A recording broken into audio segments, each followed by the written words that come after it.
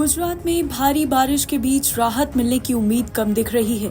दरअसल मौसम विभाग में चक्रवाती तूफान असना के असर के मद्देनजर राज्य में रेड अलर्ट जारी किया है। वहीं चक्रवाती तूफान असना को लेकर मौसम विभाग की वैज्ञानिक डॉक्टर सोमा सेन रॉय ने बताया है कि बंगाल की खाड़ी में एक दबाव का क्षेत्र बना है। इससे आंध्र के तटीय इलाकों में बादल छाए हुए हैं।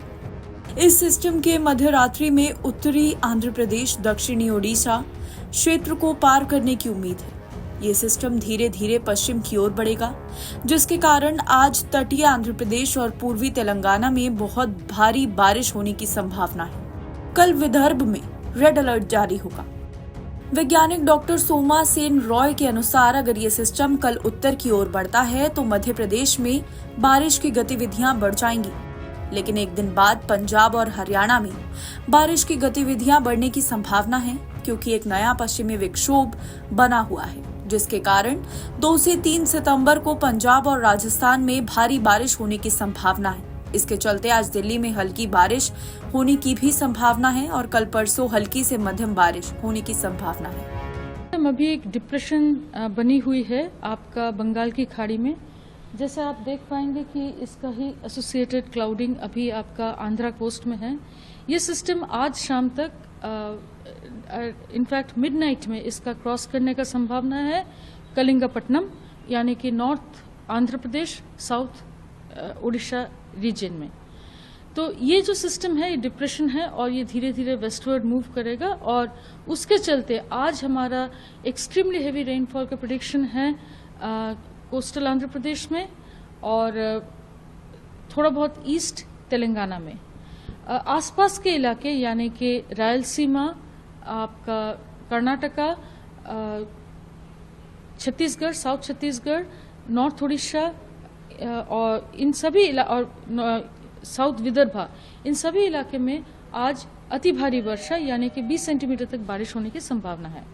कल जब सिस्टम थोड़ा इंटीरियर में आएगी तब संभावना बढ़ जाती है एक्सट्रीमली हेवी रेनफॉल यानी 20 सेंटीमीटर से ज्यादा बारिश होने का, ये तेलंगाना और विदर्भा में और उसके आसपास के जो क्षेत्र है यानी कि आंध्र प्रदेश, रायलसीमा का पार्ट आंध्र प्रदेश का और आपका कर्नाटका, मराठवाड़ा और वेस्ट मध्य प्रदेश, छत्तीसगढ़, इन सब में तब वेरी हेवी रेनफॉल होने की पॉसिबिलिटी रहती है।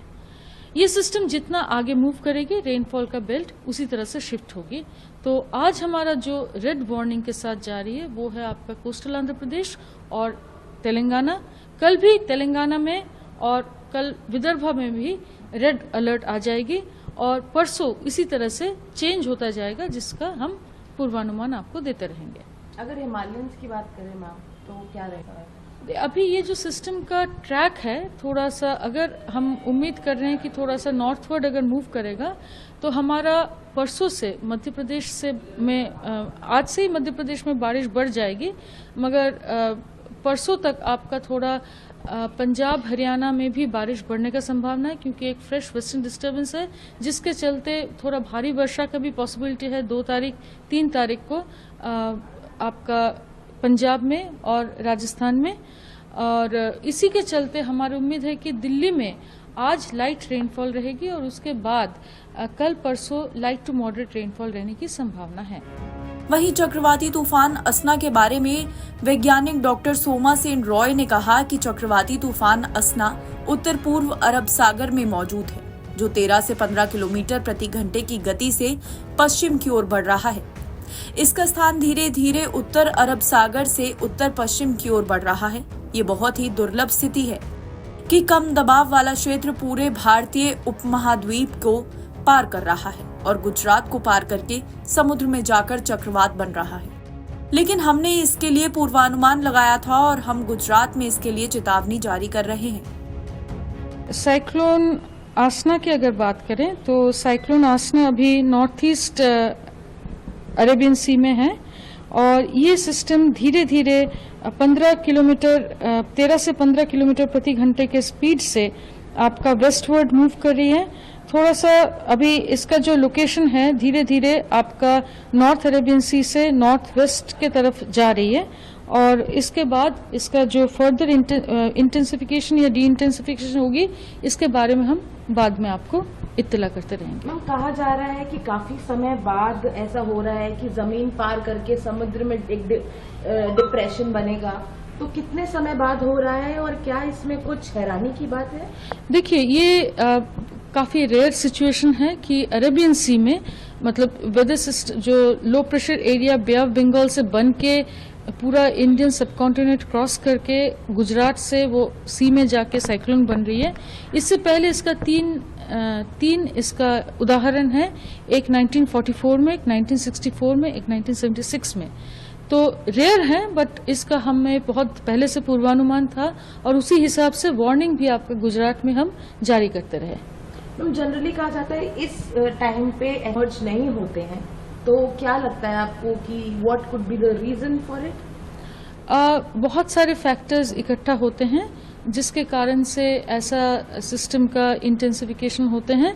इसका डिटेल में आप आज हमारा जो प्रेस रिलीज डीजी साहब देंगे, उसमें डिटेल में इसका सारा विवरण होगा, क्योंकि उसमें क्या इफेक्ट रहा है आपका ग्लोबल फैक्टर्स का, लोकल फैक्टर्स का, सब कुछ डिटेल विस्तार से डिस्कशन होगा। एक आखिरी सवाल कि इसकी तीव्रता क्या ज्यादा तेज होगी, किस तरीके से होगा जो अभी तक एनालाइज किया जा रहा है? अभी तक जो एनालाइज किया है हमने, इसका तीव्रता के बारे में, इंटेंसिफिकेशन के बारे में कोई सिग्नेचर नहीं दिए हैं।